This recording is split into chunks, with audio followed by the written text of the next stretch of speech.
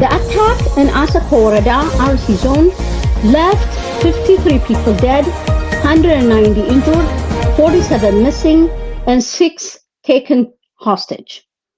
A total of 1,875 residents were displaced from the affected area of Recha Mikhael, Sunte Mariam, Asako City, and surrounding locations.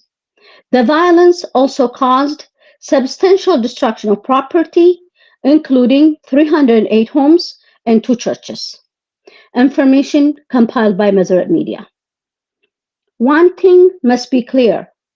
The pogroms against Ethiopian Orthodox Tewahedo followers in RC are not isolated religious attacks.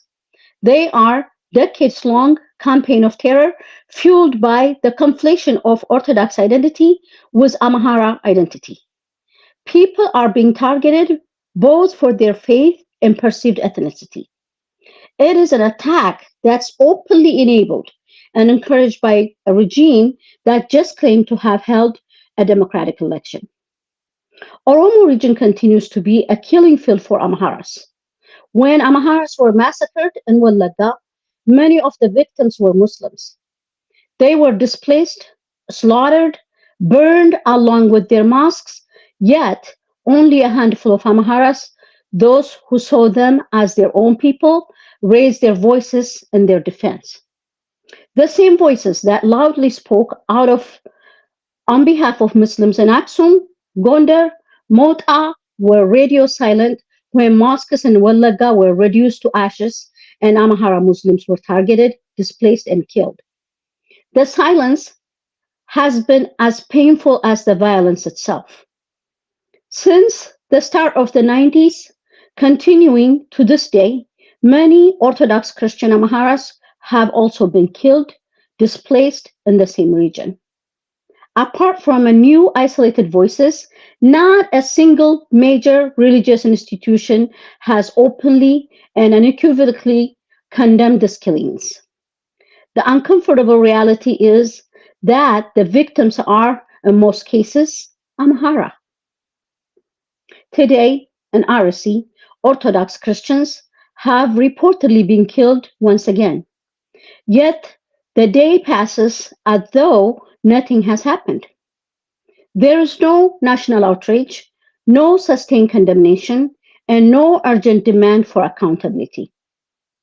What should be a moment of collective mourning and moral clarity is instead met with indifference and silence.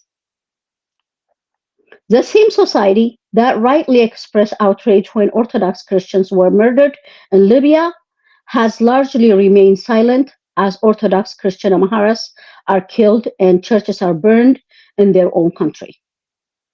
It has looked away from suffering that should have stirred the same moral outrage.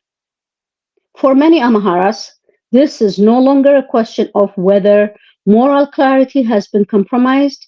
It is a lived reality. Time and time again, when the victims are Amharas, massacres, forced, displaced, and burning of churches and mosques and other atrocities are met with indifference, muted responses, or outright silence from institutions and voices that would otherwise be expected to speak. The contrast has become impossible to ignore. A moral principle that changes according to the identity of the victims is not a principle at all. Wrong is wrong, regardless of ethnicity, religion, and political affiliation. Yet, the lived experience of many Amharas is that their suffering receives less attention, less empathy, less urgency than the suffering of others. That perception did not emerge from a single event. It is the product of years of repeated violence, repeated silence, and repeated failures to apply the same moral standards to Amhara victims that are deadly applied elsewhere. Speak up. Thank you. ሰላም ጤናና ነጻነት ለአድማጭ ተመልካቾቻችን ከእቅድ እስከ ግንባር፣ ከፖለቲካ ትንተናዎች እስከ